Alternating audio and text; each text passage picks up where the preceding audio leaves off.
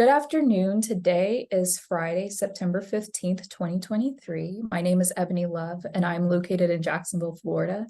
This recording is taking place over Zoom. And can you please start by stating your name and introducing yourself a little bit? Hi, good afternoon. My name is Greg Francis. I'm in Orlando, Florida. Okay, and can you tell me where you were born?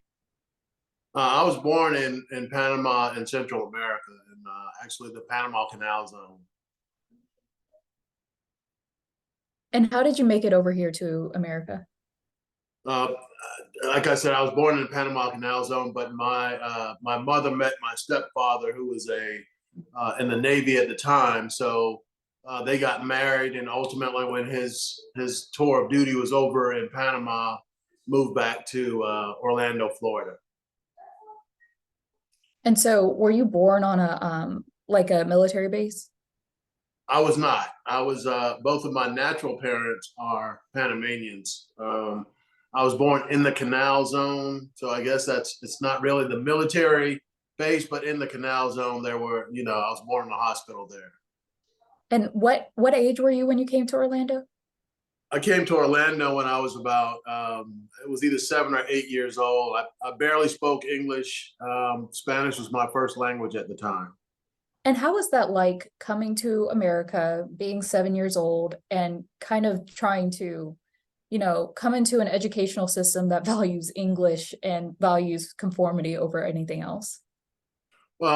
It was a challenge, but it was, obviously at 7 years old to have my world uprooted and me taken to a new place away from the family that I'd known all of my life was somewhat traumatic. And the fact that I couldn't speak the language very well also affected me in terms of socialization.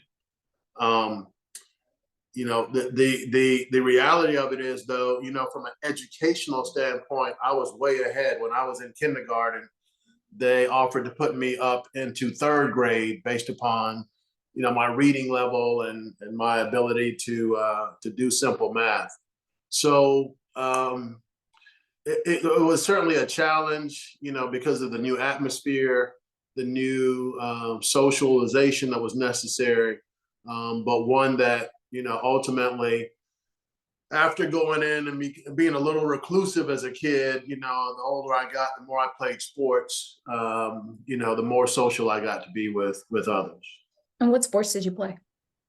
Um, I played football and I ran track in both junior high and high school. And so, as you were growing up, what values were placed on education? Like, did you grow up in a household where college was the aspiration, or was it not really pushed in your household? There certainly were expectations that were set for me by my parents in terms of how far I would go in education. Now, we just said college. We didn't know anything about graduate school, law school, or anything like that. Just that that I would go to college. But I grew up watching my parents. My stepdad, who was a corrections officer, he now had two kids, two kids that came along with his wife, and he needed to make more money in order to support us. And the only way he could make more money is he had to get a degree, an AA degree. And but my stepfather's from South Carolina. He was not very well educated. He spent 30 years in the military. So his handwriting was terrible, and he couldn't. He was working all day and trying to go to class at night. It just wasn't working. My mother devised a plan for him to take a tape recorder in. I know some people who are listening to this don't even know what a tape recorder is, but tape recorder in and tape the lectures, and then he would bring it home, and she would sit up with him and kind of type out the notes from that class. And ultimately they got, my stepfather got that AA degree, and it just showed me that no matter what obstacles you have in life, you can figure out a way around it. It doesn't have to be the end of it at all. You just do it a different way. So that's one of the things I learned as a kid. And, the other things I learned as a child were, order. My stepfather, as I said, was in the military, and everyone had to be up by 7 o'clock. Doesn't matter whether you were out the night before or not. You have to be up and out of bed by 7 o'clock. The shoes in the closet need to be straightened and arranged. Your bed needed to be made. And those things, taught me the importance of order, of having, kind of a set routine that you can adhere to.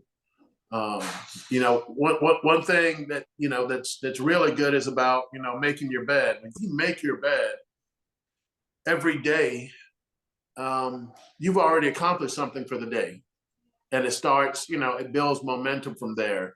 It also, when you come in at night, now the bed looks appealing to you because, it's all made up. So it's kind of a good thing on both ends, and really a subconscious thing that goes along with doing certain chores.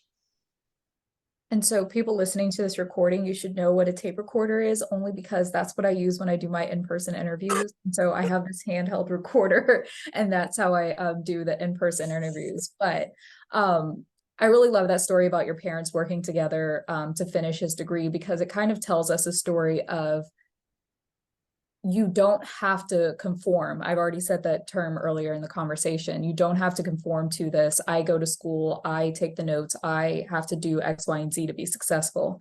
And so how were you successful when you went to undergrad, and where did you go to undergrad? I went to undergrad at the University of Florida. I initially, my first semester of going into this very large institution, my calculus class had 700 people in it. Chemistry probably had 400 people in it. So there was really no interaction with teachers as I was used to in high school. And I didn't understand the process of, you're going to have 3 tests for the semester, and that's what your grade is. And you really can't mess up on any test. In high school, so you'll have another quiz. You can get extra points here and there. We didn't have any of that. So trying to make that transition from high school to college, that first semester at University of Florida was hell. I mean, I finished that semester with a 1.5 GPA. I had entered the University of Florida with an intention on being an aerospace engineer, but chemistry and calculus had a different plan for me. So I think I got an F in chemistry. Oh, I'm sorry. I got an F in calculus. I got a D in chemistry, a C+ in psychology, but I got a B+ in English.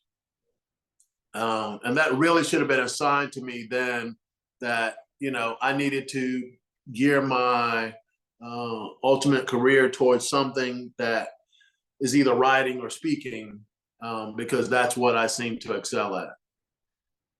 And so for those listening, I also went to the University of Florida, but this isn't about me. The reason I'm picking out kind of what you said about going to what you're good at. So like you, I was a science major.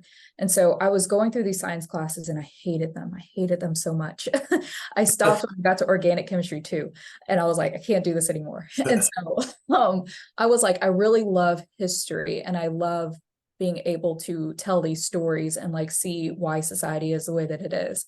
And so why is it important to follow the things that you're good at, whether it be for your classes, choosing your classes, or whether it be choosing a career? Why is it important to find the things that you're good at? Well, if it's something you're good at to begin with, then you're going to have some level of success. I believe that the Lord sends us here. Everyone has a talent. You have different talents, but everyone has a talent. You just have to tap into, your inner self to figure out what that is, or to really pay attention to the signs that are being produced for you.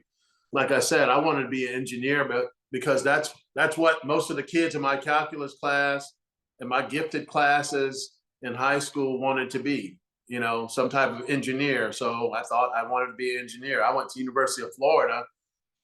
My parents didn't know anything really about, hold on a second. My parents didn't really know anything about colleges or anything like that. I just went to University of Florida because that's where all my classmates were trying to get into. So I figured, well, that must be a good school. That must be, or that should be where I go. So, entering University of Florida, I was just not prepared for what was coming my way. But you quickly, it's either sink or swim. That second semester, then I had almost a 4.0.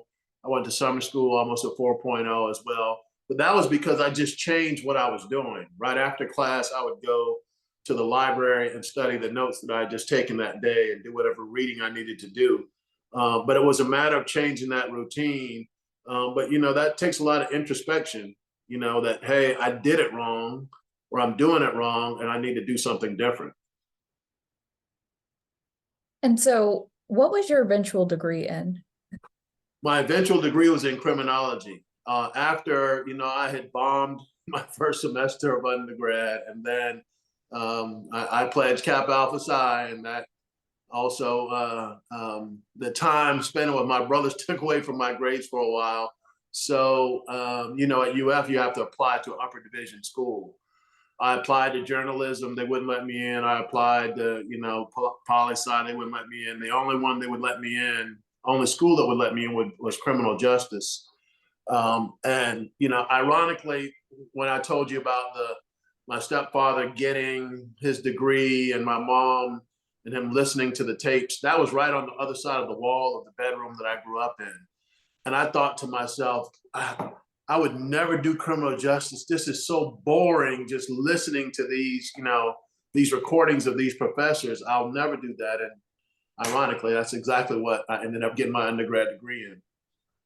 And so, well, first of all, I don't that application process to upper division schools, I don't think we do that anymore, but I also Okay. I didn't see that process.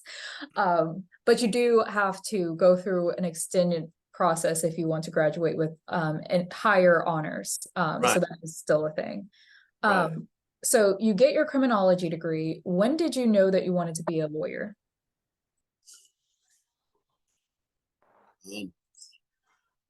I went to I call it my red shirt senior year. I didn't play sports in college, but it was my fifth year, so I said it was my red shirt senior year. Um, and I was walking to meet friends of mine, my fraternity brothers, probably to get into some trouble or something. But as I was walking to meet them, I thought to myself, "This is it." My parents had made it very clear to me. This is it. The joke is over. You need to be out of there. You've accomplished your goal.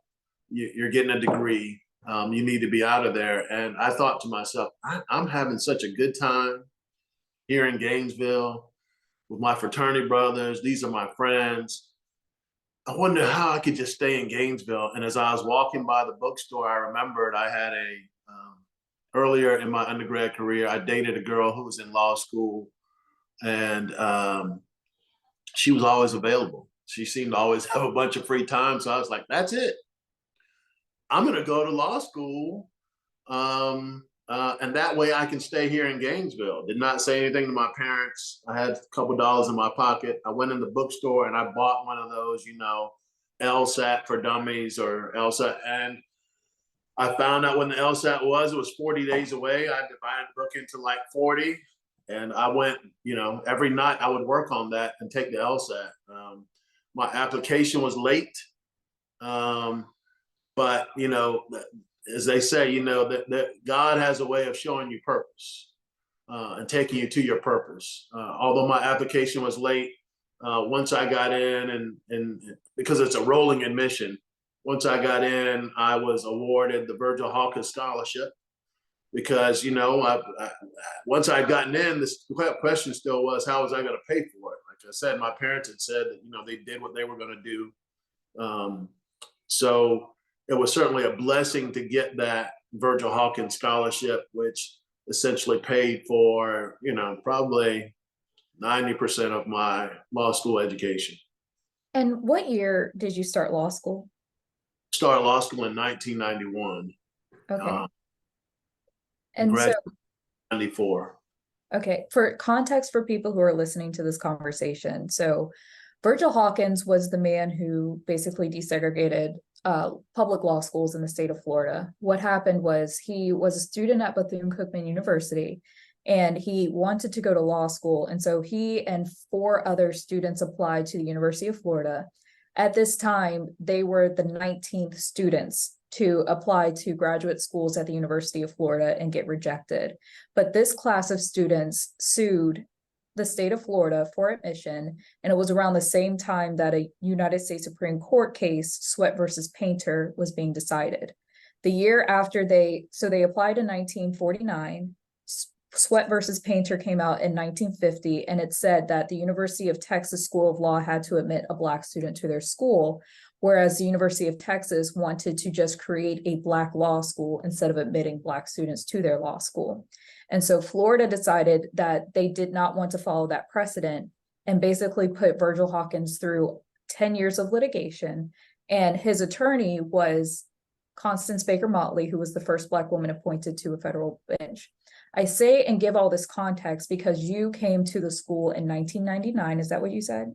I came to University of Florida undergrad in 1986, law school in 1991. And so the Virgil Hawkins Fellowship was awarded to Black incoming law students. The fellowship could no longer be given out as of 2000 because Governor Jeb Bush outlawed race considerations in higher education in the state of Florida. And so I say all that to say, what do you think was the benefit of having that fellowship? Like, how did the Virgil Hawkins Fellowship impact your life, either in law school or beyond? Well, his story of, his diligence and his, his tenacity of not giving up once he was rejected by the University of Florida spoke to me, as a person and as a man, as an American. But in addition to that, this is there were 10, at least in my class, there were always 10 awardees of the Virgil Hawkins Scholarship. And what it did for me is it allowed me to go through law school and have very little student loans at the very end. It gave me financial stability during the time that I was there so that I wasn't worried about, where my next meal was going to come from any more than any other college student.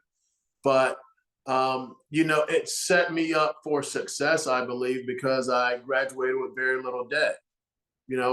Recently in the last, I think we're on the 3rd class now. And, so 3 years ago, myself and a couple other Florida Law School alumni created a fellowship that is now being given out to students who are graduates of HBCUs. We can't say it's race-based, but we can say, you have to be a graduate of an HBCU. And that seems to, to be somewhat appealing to many law students these days, because this scholarship essentially pays for everything. Have you seen the picture of the UF Law class of 2023?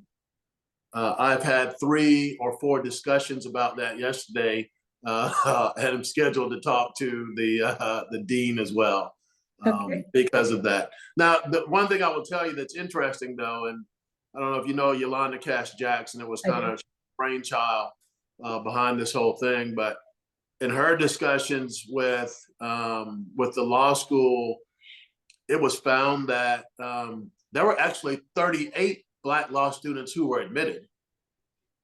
Only 13 chose to attend.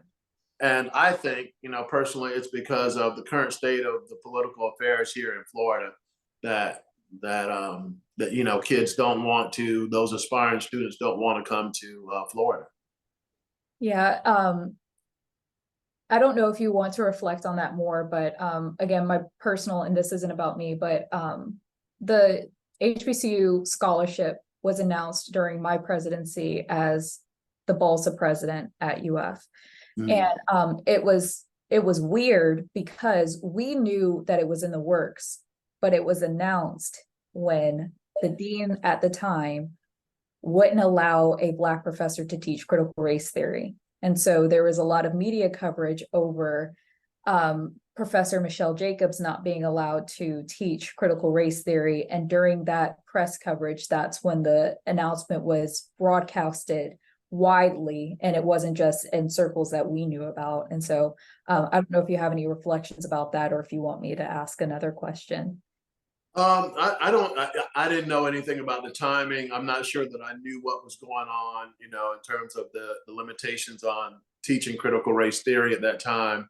I just thought that, look, Virgil Hawkins sacrificed so that, you know, the state of Florida then contributed money, or as I look at it, invested in me. And then I was given a return on that investment by giving back to the law school and giving back to, you know, the future um, HBCU graduates who are able to get that scholarship and are able to afford school and get out, you know, essentially debt free. And so can you kind of tell me about your, like, what classes did you take while you were in law school? What did you focus on? The first year and a half, it was pretty scripted in terms of what classes you had to take. So, you know, I took torts, I took, you know, civil procedure, contracts. There was like a legal jurisprudence class. I still don't understand. I didn't understand it then. I don't understand it now, what the purpose of that was. But um, so I took all the traditional courses, you know, that first year and a half.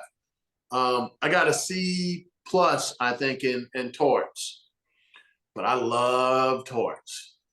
I love torts and what they were talking about in that class, and I think that kind of got my interest. The other class that I love, I know what other class I loved was evidence. We had a professor at the time, Professor Siegel, who was a Harvard graduate, and he was a former AUSA assistant U.S. attorney that prosecuted the Trafficante family in Philadelphia, and he would make the topics of evidence very interesting by giving us examples of exactly how this would play out, and using the trial that he had, you know, in terms of convicting these mafia members. And so, coming out of your love for torts, which I share, by the way, that was my only booked class. Oh wow! Torts, but I love torts. And for people who are listening who don't understand what like torts are, they're basically civil liabilities. So think you slip and fell in a Walmart, that's a tort. And so, can you kind of tell me how you transitioned into practice and kind of what you do now? Sure. You know, as I said, I wasn't a traditional law student, so I didn't have a plan necessarily. After my first year, I went to summer school, came out of class one day, and I saw that you know, many of the Black law students had kind of gathered together and were having a discussion. I listened in on the discussion, and it was really about how we're all at summer school because no one can get clerkships or internships at any of the majority white firms. I listened to about 5 minutes of the discussion, and I thought to myself, well, we just keep talking about it. That's not going to really change much. So I went back, and in my mind, I devised a plan. I said, look, when the recruiters come, they come to career services office. I'm going to volunteer my time to career services office. That way I'll have a chance to very casually have conversations with the recruiters so I can have an understanding of what they're looking for. Also to look at, you know, the standards of or the requirements of each law firm. I did that. And by the next summer, after my second year, we had 20 Black law students in my class out of 200. Two of us got clerkships at majority firms. The other, my classmate, she was a little older. She was an engineer, so she got a clerkship with a firm that specialized in or needed her knowledge of engineering, and myself. And I got an internship with a mid-size medical malpractice defense law firm. And ironically enough, you know, my current partner, that we've been partners for 5 years, was my clerk supervisor when I was a summer law student. And at the end of the summer, suggested to the firm that they, in fact, hire me. They did. I worked in my first firm for 7 years. I tried a case against a lawyer from a plaintiff's firm, obviously. And at the end of that, he asked me to come and join that firm. I spent 17 years there, um, helping to build a practice that many will recognize now as the largest in the universe, largest personal injury firm in the universe.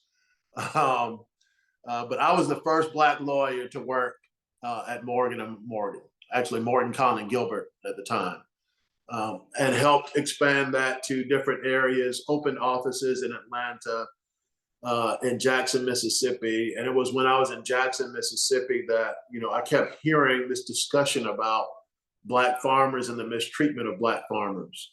Um, you know, it, some of the stories I was hearing were incredulous to me because I grew up in Orlando, Florida. Not that there isn't, bias or racism in Orlando, but not at the level that these farmers were experiencing. And it was really at the point where I was like, this can't be true because this is America. They can't do that.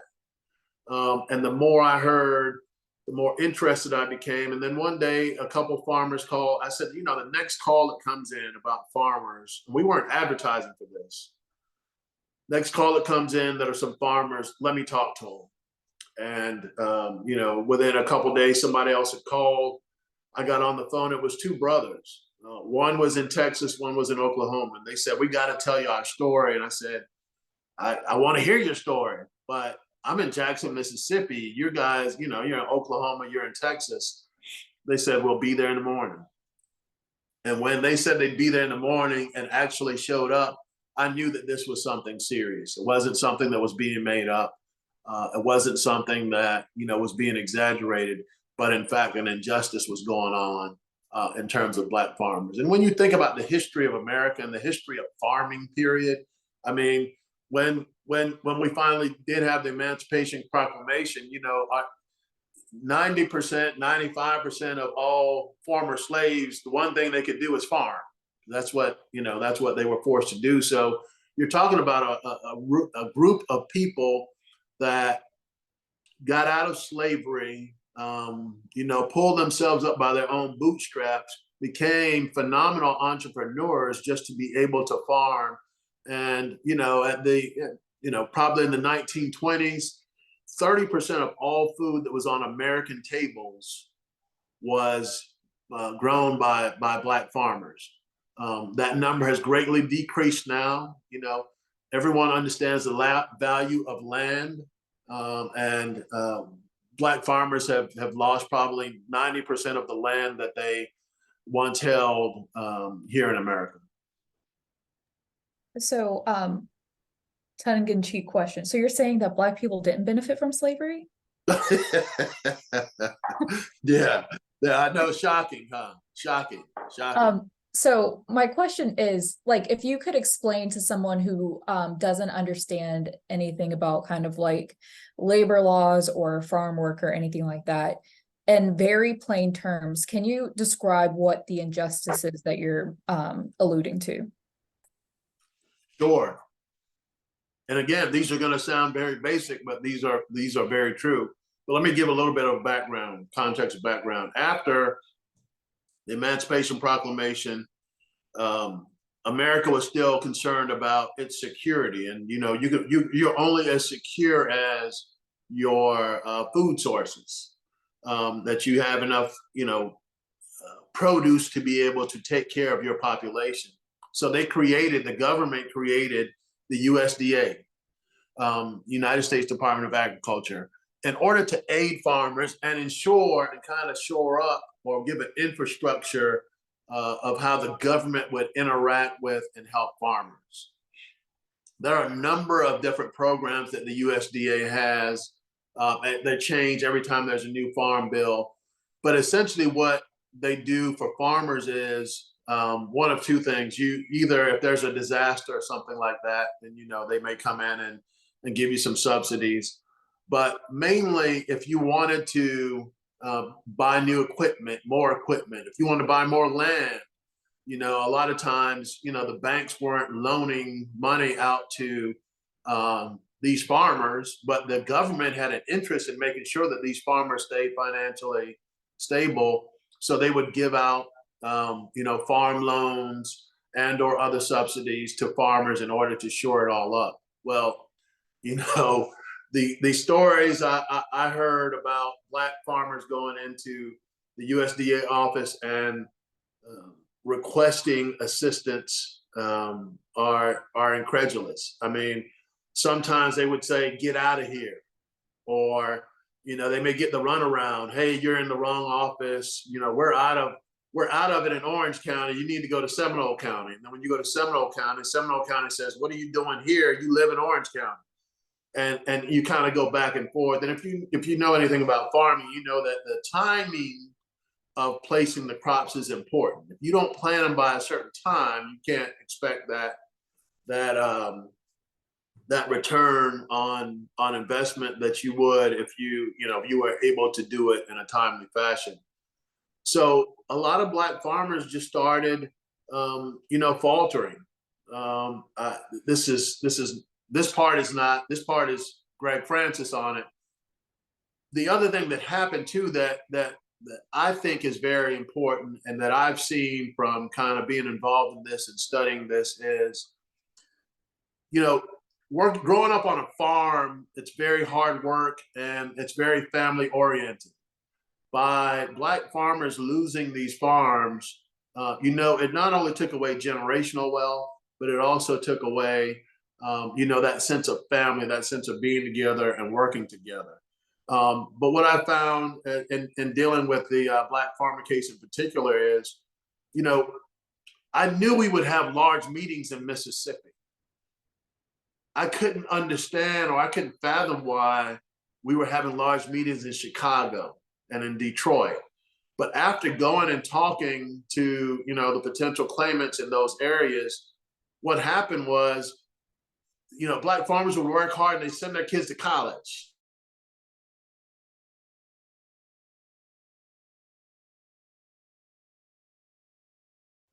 Okay, so where we kind of left off was you were talking about why you were having meetings in like Chicago and Detroit and that there were children going off to college, and that's where you kind of got cut off.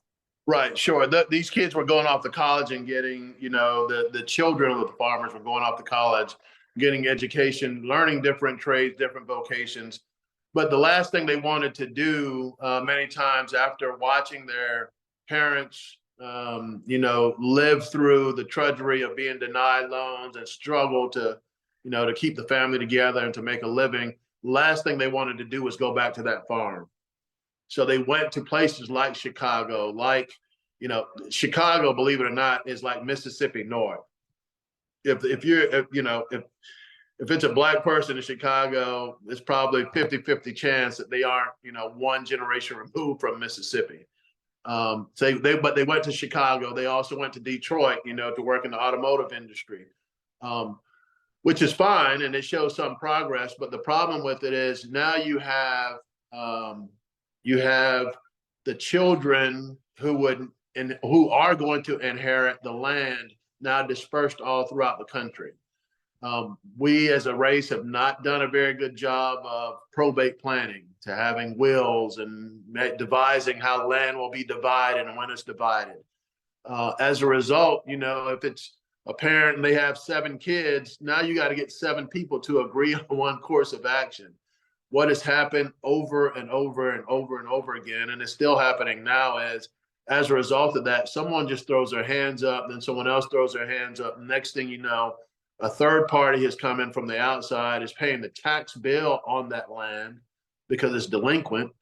And, depending on the state, after you do that for 3 or 4 years, if you give the landowner a chance to pay you back, and if you don't, they take the land. So there's been tremendous tracts of land, acres upon acres upon acres, that have been lost by Black farmers, and therefore, like I said, it's affected not only the family structure, but also affected, generational wealth. So you kind of talked about how and this is just summarizing. So you went from, working in career services, trying to figure out how to get those clerkships, ending up at a firm, and then moving over to what is now known as Morgan and Morgan. And that's how you kind of found your clientele and built that clientele, into working on the Black farmer case. Throughout all of this, what motivated you to continue the fight? The motivation, I think, was from, just from life lessons growing up as a kid that my grandmother told me very early on that, hey, you know what, you're special. And I believed her. So as a result, I thought I was special. Now, I later found out she told all her grandkids that, but I thought it was special to me. So I just always had a sense of there can be something better, or that there was more. I grew up in a, probably a lower middle class neighborhood. But as a result of the classes I was in, the reading classes I was in, the math sections I was in, I developed friends who were not necessarily from my neighborhood. And I would go and visit them on the weekends. And I always thought to myself, geez, if they can live like this, why can't I live like this? Why can't I dream big? Why can't I, do and have the American dream like everyone else? And, ultimately I convinced myself that I could. It wasn't as a result of, I didn't have a lot of guidance or leadership. I kind of had to find my way through this. I was entering a world that was well beyond any of the capabilities of my parents or my peers or anyone that I'd really grown up with at the time. So it really is just something inside of me, I think, that says, I believe in me. I don't know about you, but I believe in me. If I'm going to bet on something, I'm going to bet on me. And that has really taken me through and helped me to get to the point that I am now. And so this message is really for, students who are first generation, students who are kind of floundering and don't really know what they want to do, but who are looking for stories like yours to inspire them. And so if you had a student in front of you who is a first generation lawyer, from any background, what piece of advice would you tell that student who wants to, join this profession? I would tell them to, to try to get some sense of understanding as to who or, who they are and what area of law they would be interested in. And once you decide that and commit yourself to, developing that vocation, I think it's important for first generation lawyers to understand that this is a business. This is a business, and you are a business. Long time ago, there, as a result of a song, a Jay-Z song, where he said, I'm not telling you I'm the best businessman, but I'm telling you I'm a businessman. I understood, very early on, and I would encourage everyone else to understand this is a business. Whatever type of law you're going to do, you need to consider how are you going to get the cases. Is this going to be worth your time? How are you going to spend your time? And it's not just about knowing all the legal theories that are available, but also about the business of it all. And in business, it's all about relationships. So you have to spend some time and be intentional. I teach my kids to be intentional about your relationships. That if there's someone who's doing something that you see as exemplary, get to know them, develop a relationship with them. We do business with who we like. When someone is looking on the TV or whatever, they do business with lawyers that they like, for whatever reason. It can be a bunch of different reasons, but it's important to know that you are a business, and that you need to be intentional about that business. Is there anything I didn't ask you about that you would like to share? We talked about it a little bit before, but I think that as a first generation Black law student, I have an obligation to give back, whether it's monetarily, whether it's through the mentoring process. That is the only way we're going to continue to develop as a race, and as a country, quite frankly. So I just think it's important to make sure that you make a commitment to give back, whether it is, you know, it may be financial, it may be just, you know, hey, I'm going to take this young lawyer under my wing and I'm going to take him to lunch once a month and see how things are going. You know, I remember being back in law school, being first generation, and there were 3 of us that kind of hung together tight.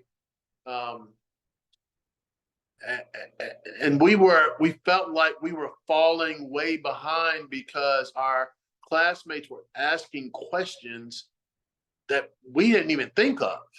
You know, some of them, you know, their parents were lawyers. Others were smart enough or knew enough about law school to get horn books and to be looking in the horn books to appear smart in class. And we went to that Professor Siegel, and we said, we're not getting it. We're just falling by. He was like, you know, don't worry about that. He's like, they're just showing off. They got horn books or whatever. You'll be fine.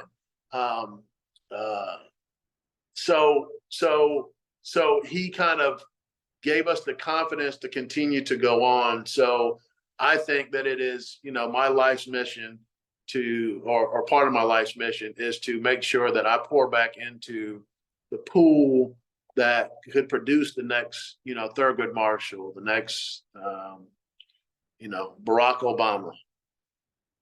Or the next Constance Baker Motley. Or the next Brown Constance Jackson. Baker Motley. Okay, thank you. Or the next Ketanji Brown. Yes. Yeah. Thank you so much. What my hope is that either students listening to this will want to, you know, pursue a degree in law or get inspiration that they can make it in this field. Or my undergraduate degree is in history, so that they can know that you could do things with a history degree. It might not look traditional, but there are things that you can do with it. But thank you so much for sharing your story. I hope that people will learn from it. Well, thank you. Thank you for having me. I appreciate it. Of course. Have a good rest of your week. Okay. You too. Bye.